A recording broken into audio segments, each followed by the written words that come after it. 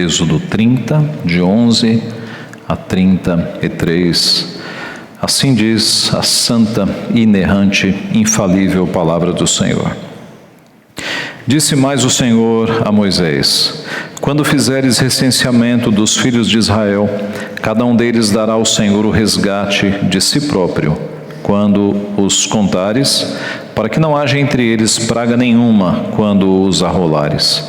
Todo aquele que passar ao arrolamento dará isto: metade de um ciclo, segundo o ciclo do santuário. Este ciclo é de 20 geras. A metade de um ciclo é a oferta ao Senhor. Qualquer que entrar no arrolamento de 20 anos para cima dará a oferta ao Senhor.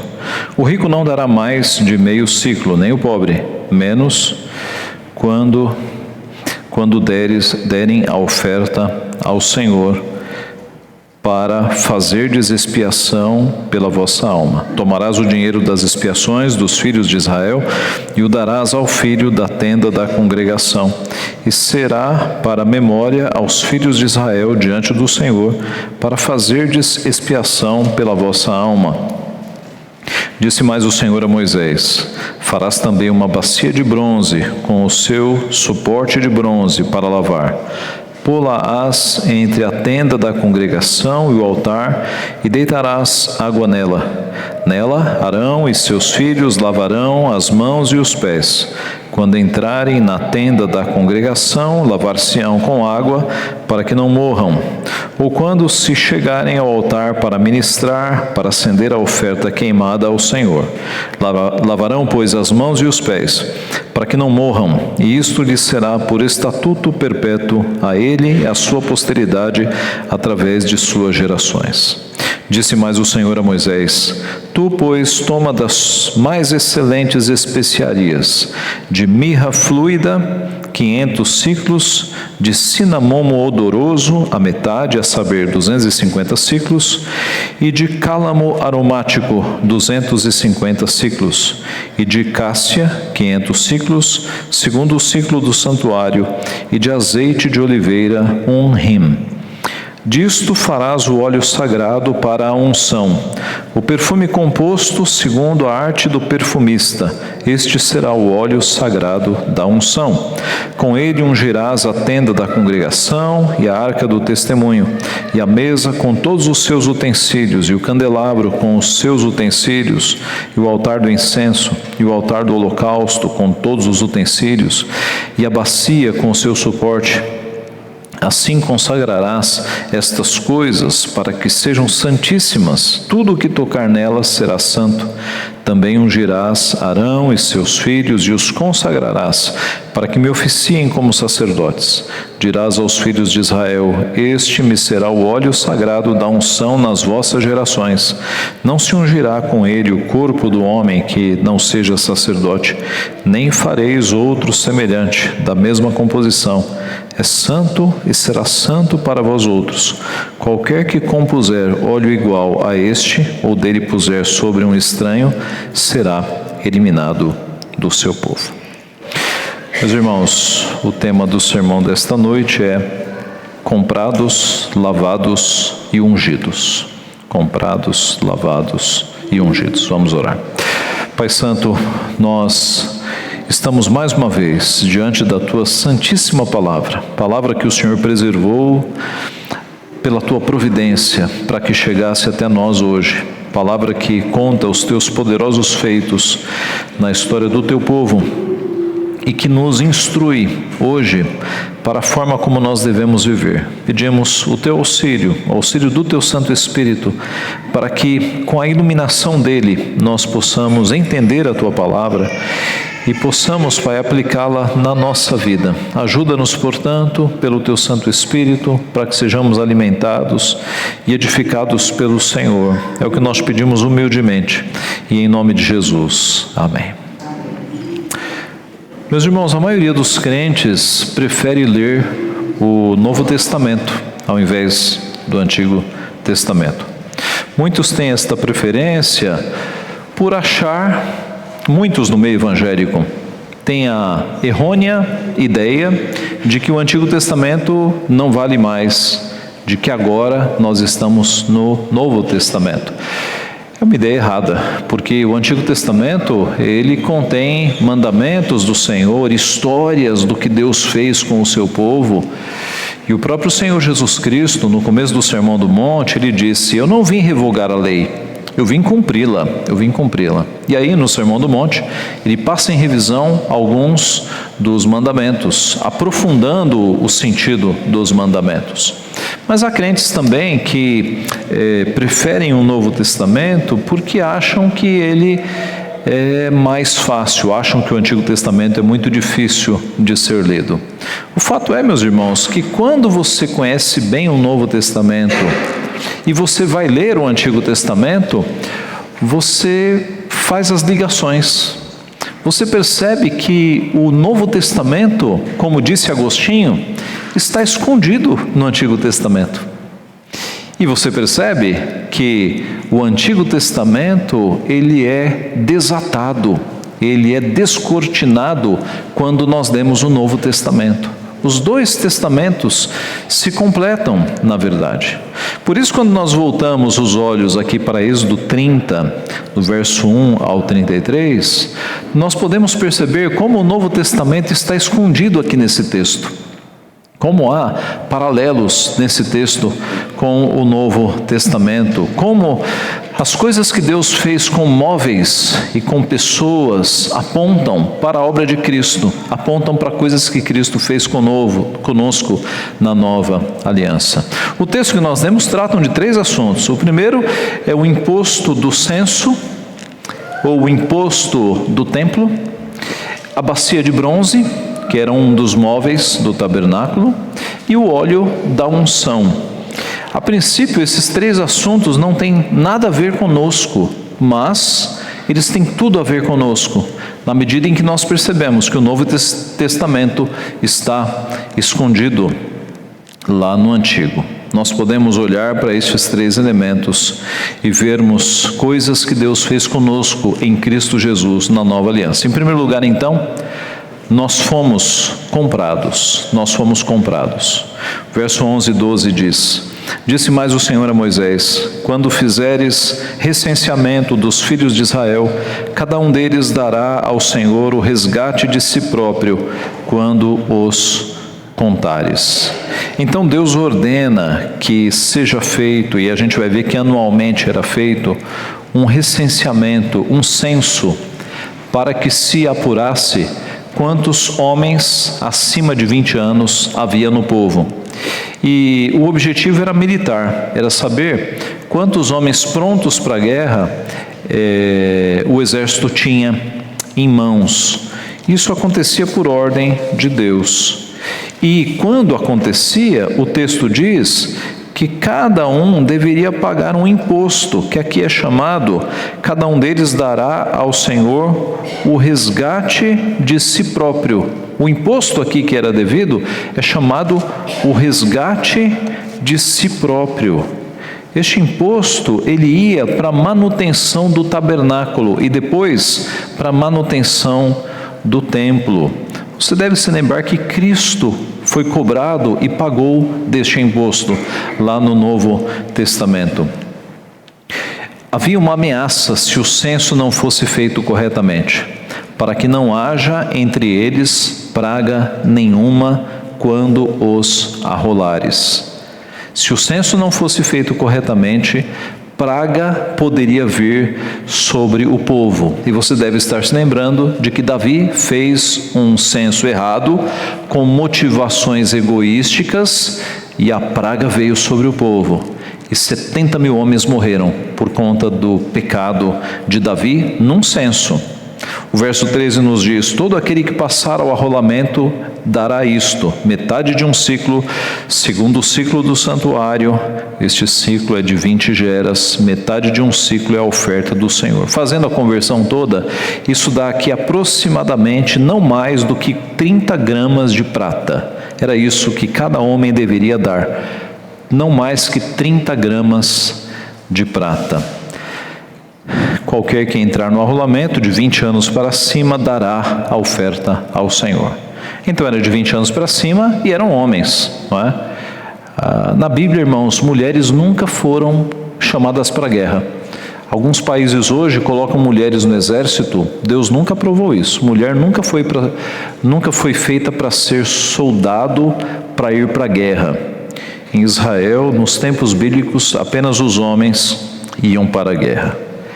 O texto continua: o rico não dará mais de meio ciclo, nem o pobre menos, quando derem a oferta ao Senhor, para fazerdes expiação pela vossa alma. Quer dizer, essa oferta não era proporcional como alguns sacrifícios o eram. Os irmãos se lembram que alguns sacrifícios, como o holocausto, eram proporcionais à renda da pessoa. Os ricos ofereciam um boi. Os menos ricos, os classe média, ofereciam um animal menor. E os pobres ofereciam 2 pardais ou 2 rolinhas, 2 pássaros. Era proporcional. No caso desta oferta, não havia essa proporcionalidade, mas Deus nivelou por baixo. Porque menos de 30 gramas de prata todo mundo tinha. Lembrem-se de que o povo de Deus saiu do Egito abastado de ofertas que os egípcios, Deus moveu o coração dos egípcios para que eles entregassem as suas riquezas ao povo de Deus no deserto. E foi com essa quantidade de ouro, prata e bronze que o tabernáculo foi construído. O povo tinha muito ouro, porque Deus moveu o coração dos egípcios para entregar ouro, prata e bronze para eles. Então, 30 gramas de prata era uma oferta minúscula, mas que, quando juntada aí mais de 1 milhão de pessoas, você tinha um bom sustento para cuidar do tabernáculo. Você deve ter reparado também a expressão que é usada aqui: para fazerdes expiação pela vossa alma.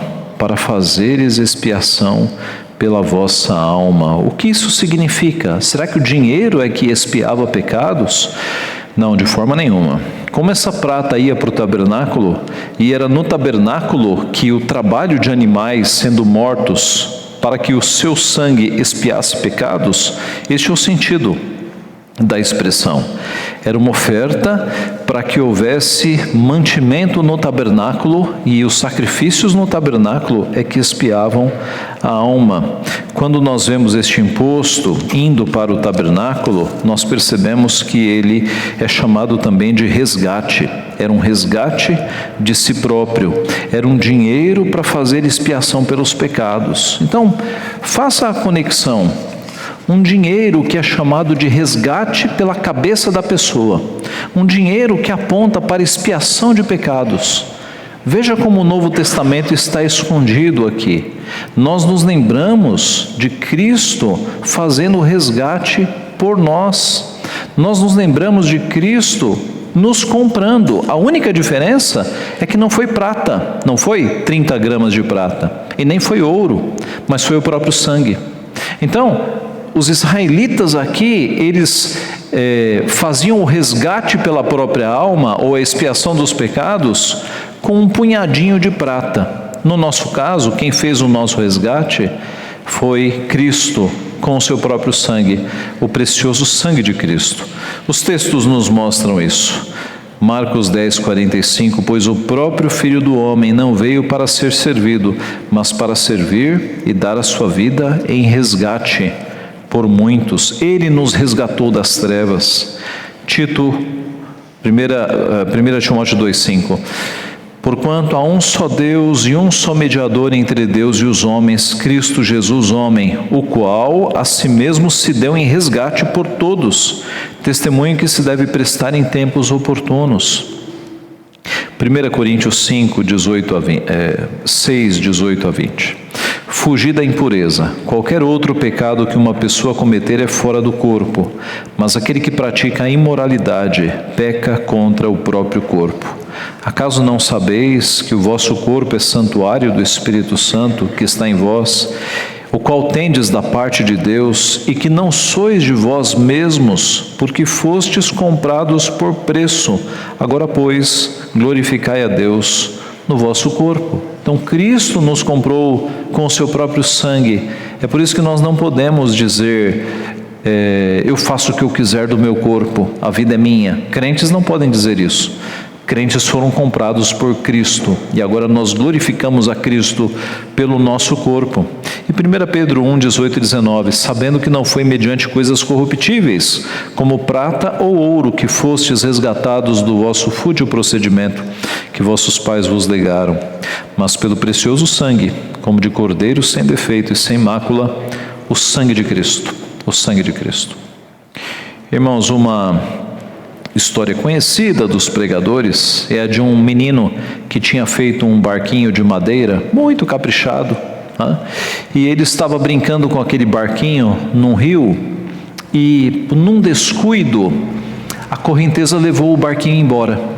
E ele ficou muito triste, voltou para casa chorando porque perdeu o seu barquinho. Mas um dia, passeando no centro da cidade, ele passou por uma loja e viu o barquinho numa vitrine. Entrou todo animado e foi falar com o vendedor, com o dono da loja, e disse: esse barquinho é meu. E ele disse: não, esse barquinho não é seu, esse barquinho eu recebi e eu estou vendendo. Ele falou: não, o barquinho é meu, o barquinho é meu. Ele falou: não, o barquinho tem preço, você só tem ele agora se você pagar o preço. O garoto foi para casa, conversou com seu pai, pediu muito para o pai dar dinheiro, o pai deu o dinheiro, ele voltou à loja e comprou o barquinho. E ele saiu todo feliz da loja, e ele colocou o barquinho no peito e disse: agora você é 2 vezes meu, porque eu te fiz e eu te comprei. Irmãos, mudando o que deve ser mudado, nós pertencemos a Deus por direito de criação, Ele nos fez. Mas além disso, Ele nos comprou com o sangue de Cristo Jesus. Nós somos 2 vezes de Deus, porque Ele nos fez, porque Ele nos comprou. Os israelitas eram resgatados anualmente com uma pequena porção de prata, 30 gramas. Nós fomos resgatados pelo precioso sangue de Cristo, que Ele verteu na cruz do Calvário para nos resgatar. Então, em primeiro lugar, nós fomos comprados por Deus. Em segundo lugar, nós fomos lavados. Veja a partir do verso 17. Disse mais o Senhor a Moisés: farás também uma bacia de bronze com o seu suporte de bronze para lavar. Pô-la-ás entre a tenda da congregação e o altar, e deitarás água nela. A bacia de bronze era mais um dos móveis do tabernáculo. Quando você chegava no tabernáculo, você via aquela estrutura com uma grande cerca de mais de 2 metros de altura, de linho branco. Esta era a cerca. Havia estacas de prata e linho branco envolvendo aquela área. Então você chegava e se dava de frente com aquela cerca de linho branco, e havia a entrada. E assim que você entrava no tabernáculo, havia um grande altar de bronze com uma escada em que os sacerdotes subiam para colocar lá em cima as carnes do sacrifício.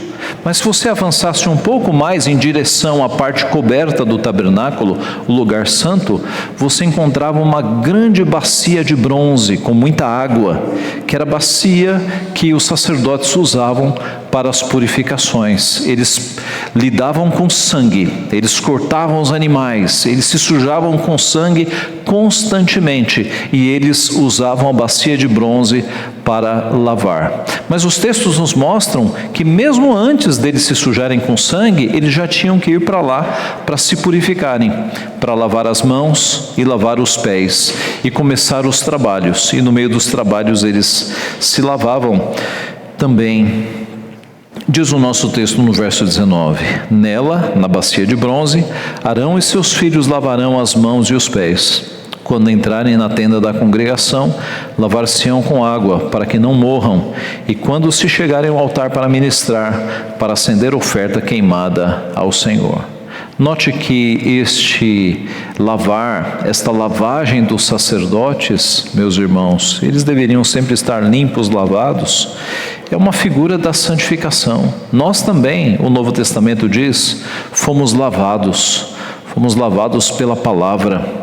Assim como o altar dos sacrifícios é um símbolo da nossa justificação, porque o sangue do altar dos sacrifícios aponta para a expiação do nosso pecado, a bacia de bronze é o símbolo da nossa santificação. Tudo no tabernáculo aponta para Cristo, né? Os sacrifícios de sangue, a bacia de bronze com água que lavava. Então, aqui nós temos um símbolo da nossa santificação, e a Bíblia diz que Cristo nos lavou, Cristo nos purificou. A passagem de Jesus lavando os pés dos apóstolos, por exemplo, ela é rica em ensino. Você se lembra? Quando Jesus tirou parte da sua veste, cingiu os lombos, isto é, colocou uma toalha na cintura, pegou um pouco de água, possivelmente uma pequena bacia, e se ajoelhou diante dos apóstolos, fazendo menção de lavar os pés. Pedro foi o primeiro que protestou: o Senhor vem lavar os meus pés? E Jesus respondeu: o que eu faço não o sabes agora, compreendê-lo-ás depois. Pedro, você não vai entender agora, mais tarde você vai entender isso. E Pedro diz: nunca me lavará os pés. Nunca me lavará os pés. E responde Jesus: se eu não te lavar, não tens parte comigo. E Pedro responde, pede: Senhor, não somente os pés, mas também as mãos e a cabeça. Declarou-lhe Jesus: quem já se banhou não necessita lavar senão os pés, quanto ao mais está todo limpo. Observe, Cristo está fazendo a diferença aqui entre duas lavagens, entre duas purificações. Quando Pedro, animado como era, ele diz não apenas os pés, mas o corpo inteiro, Jesus fala: não, vocês já estão limpos, vocês já foram lavados, corpo inteiro, vocês já foram justificados, agora é só os pés, agora é só os pés. Uma bela diferença entre a limpeza total que nós temos na conversão, na justificação, e a limpeza contínua que nós temos na santificação. A conversão, a justificação, o novo nascimento, regeneração, nos lava, nos tira do mundo, nos torna justificados, mas não sem pecados. É a santificação diária que vai nos lavando aos poucos. Alguém já disse que na salvação, Deus nos tira do mundo, e na santificação, Ele vai tirando o mundo de nós. Ele vai nos lavando aos poucos. Então nós fomos justificados por Cristo, nós fomos lavados, e é na santificação que nós vamos sendo lavados diariamente. A Bíblia diz, Efésios 5:26, falando sobre a igreja, para que a santificasse, tendo-a purificado por meio da lavagem de água pela palavra. É a palavra que lava, é a palavra que vai santificando. Cristo disse: santifica-os na verdade, a tua palavra é a verdade. Você quer ser mais santo? Acorde mais cedo e vai ler a Bíblia. Deixe que a palavra de Deus seja a primeira voz que você ouve no teu dia. Comece o dia lendo a palavra de Deus. Ela vai lavando o seu ser. Conta-se uma história de que um mestre oriental, ele deu uma tarefa para uma pessoa, que era descer até um poço, encher um balde, e o balde era feito de madeira com água, e subir uma escadaria gigantesca de 200 degraus para levar água lá para cima. E a pessoa então desceu com aquele balde de madeira até o poço, puxou a água, mas era um balde de madeira com frestas. E na medida em que ele ia subindo a escada, quando ele chegava lá no último degrau, ou no degrau mais lá de cima, o balde estava quase vazio. E ele fez isso várias vezes, e até que ele chamou o mestre e falou: mestre, não está funcionando isso. Eu encho o balde lá embaixo, mas quando eu estou lá em cima, o balde já se esvaziou. E o mestre disse: olhe para as escadas, veja como a escada está limpa, veja como a escada está limpa.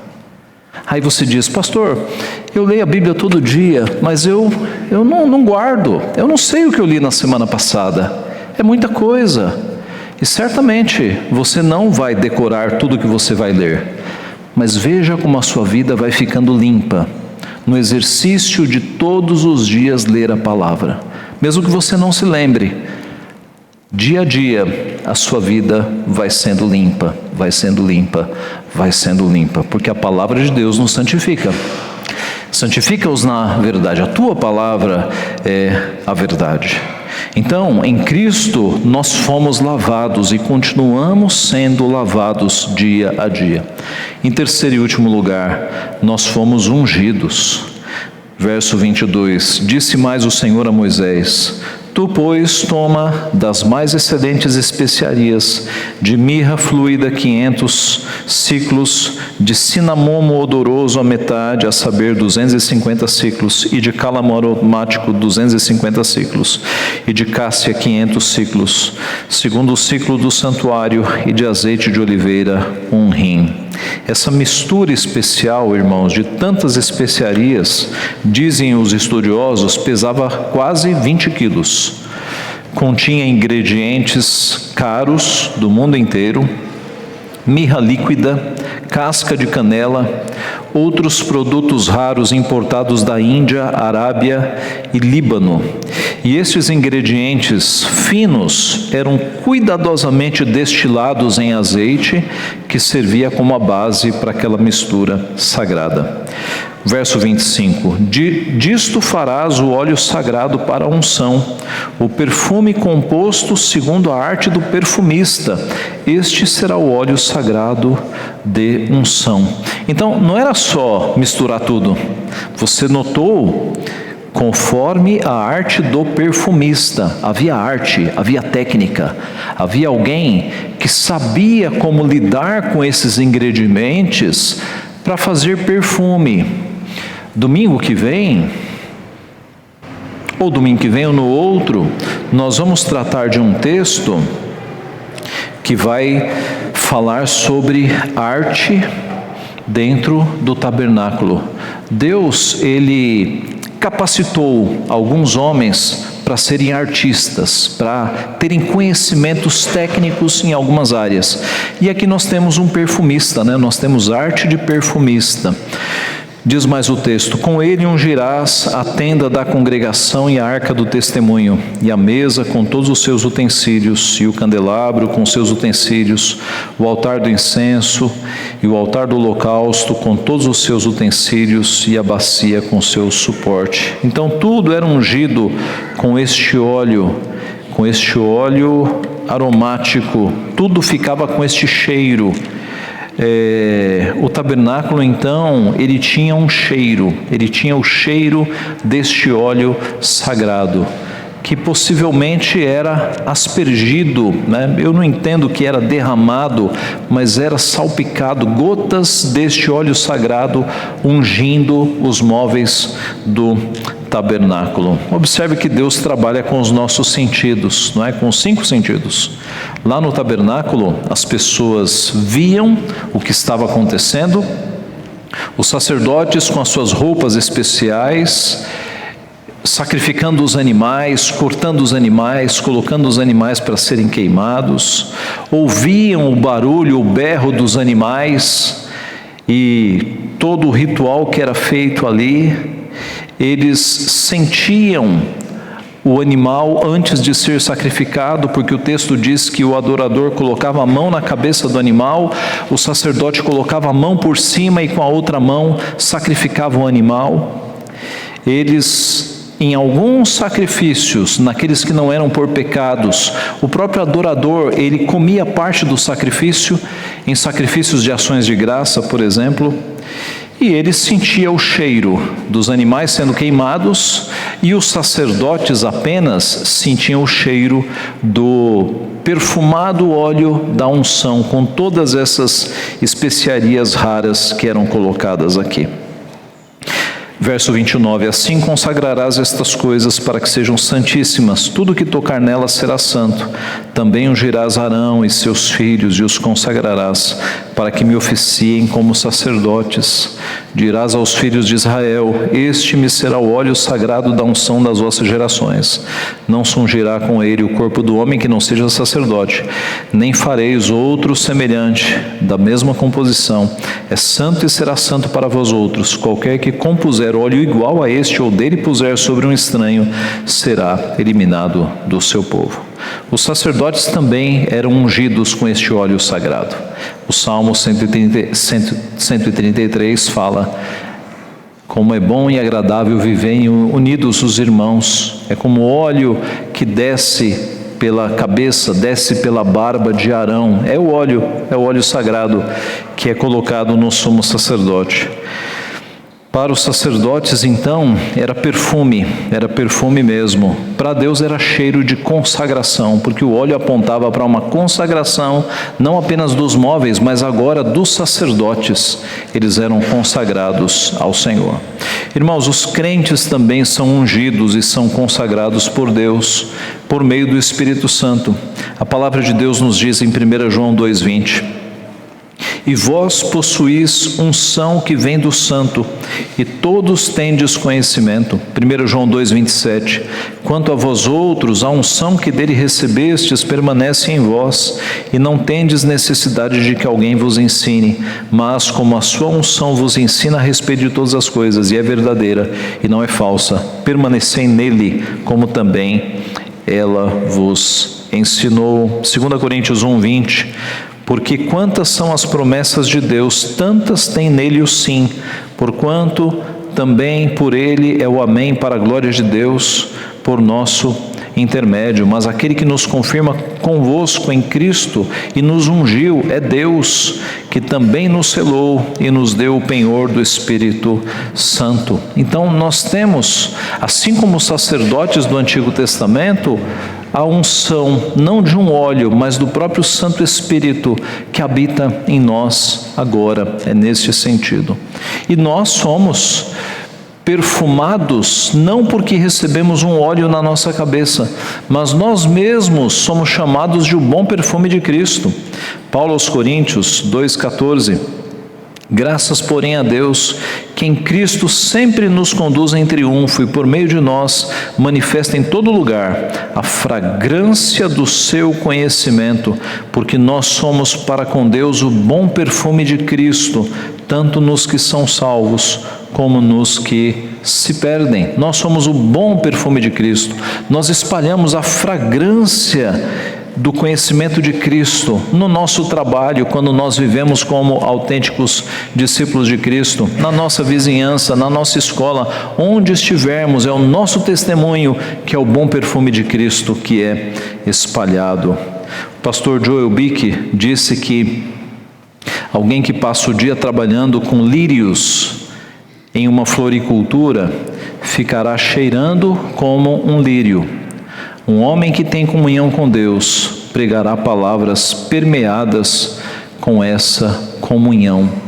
Então, nós, tendo cada vez mais contato com Deus e com Cristo, parecendo-nos cada vez mais com Ele, vamos espalhar a própria fragrância de Cristo. Meus irmãos, concluindo, em Cristo nós fomos comprados, fomos lavados e fomos ungidos. É o que nos confirma Paulo no Novo Testamento, quando ele diz aos Coríntios: ou não sabeis que os injustos não herdarão o reino de Deus? Não vos enganeis, nem impuros, nem idólatras, nem adúlteros, nem afeminados, nem sodomitas, nem ladrões, nem avarentos, nem bêbados, nem maldizentes, nem roubadores herdarão o reino de Deus. Tais fostes alguns de vós, mas vós vos lavastes, mas fostes santificados, mas fostes justificados em o nome do Senhor Jesus Cristo e no Espírito do nosso Deus. Nós fomos justificados, nós fomos lavados, nós fomos santificados por Cristo Jesus. É por isso que a nossa vida é diferente. É por isso que lavados e consagrados a Deus na nossa vida deve ser diferente. Irmãos, no passado, escravos também eram comprados, eram lavados e eram de certa forma ungidos quando o óleo era aplicado nas suas feridas. É possível fazermos esta relação porque nós chamamos o nosso Senhor, Jesus, de Senhor, e a Bíblia nos chama de servos. Nós somos servos e Ele é Senhor. A escravidão, todavia, para nós, ela tem um sentido muito ruim, por causa da história do nosso Brasil, tantas injustiças que aconteceram. Mas o fato de nós sermos servos de Cristo é bem diferente da escravidão injusta que ocorreu pelo mundo inteiro.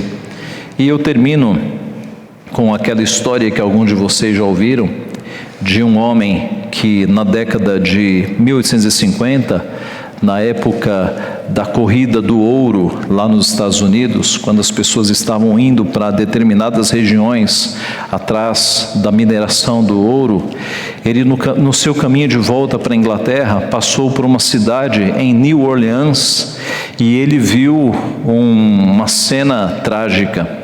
Ele viu no meio da cidade um tablado de madeira alto, mais alto que as pessoas, e ali em cima vários escravos amarrados sendo leiloados, um a um sendo leiloados. E ele se aproximou daquele tablado e a pessoa da vez era uma jovem negra e ela estava ali humilhada na frente de homens que faziam seus lances e falavam coisas imorais, coisas que eles fariam se conseguissem comprar aquela negra. E este homem crente se aproximou e se apiedou daquela jovem, e ele estava com muito ouro no bolso, porque a sua viagem tinha sido muito próspera, e ele fez um lance muito alto. E o leiloeiro disse: o senhor tem dinheiro mesmo para esse lance? Nunca fizeram um lance tão alto para comprar um escravo.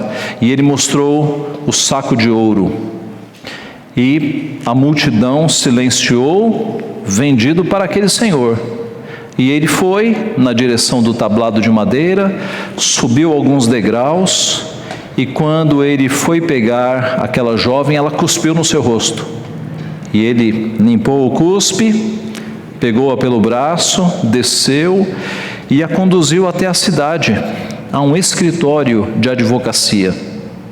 E no escritório, ele a deixou numa sala, entrou em outra, e passado um bom tempo, mais de 1 hora, ele voltou com papéis e disse para aquela jovem: tome, agora você é livre, você é uma mulher livre. E ela cuspiu no rosto dele, de novo. E ele enxugou o cuspe e ele disse: você não está entendendo, você é uma mulher livre, tome os papéis. E ela ficou ali sem entender, mas ela percebeu que era sério, e ela disse: o senhor pagou aquele preço para me libertar? E ele: sim, eu sou um servo de Deus, você agora é uma mulher livre. E ela caiu no chão chorando, porque ela percebeu a graça que ela havia recebido. E passado um tempo, ela recobrou-se e ela disse: Senhor, eu tenho apenas um pedido. Eu posso pertencer ao Senhor para sempre. Eu posso pertencer ao Senhor para sempre. Então, quando nós falamos que nós somos servos de Cristo, não é porque Ele nos trouxe para Ele para nós sermos escravos embaixo de chibatadas. É porque Ele nos comprou para nos libertar. E agora nós dizemos: posso ser do Senhor para sempre. Esse Senhor amoroso que nos comprou para nos libertar, posso ser do Senhor para sempre. É isso que nós pedimos. E Ele atende eternamente. Louvado seja o seu nome, que Ele nos abençoe. Amém.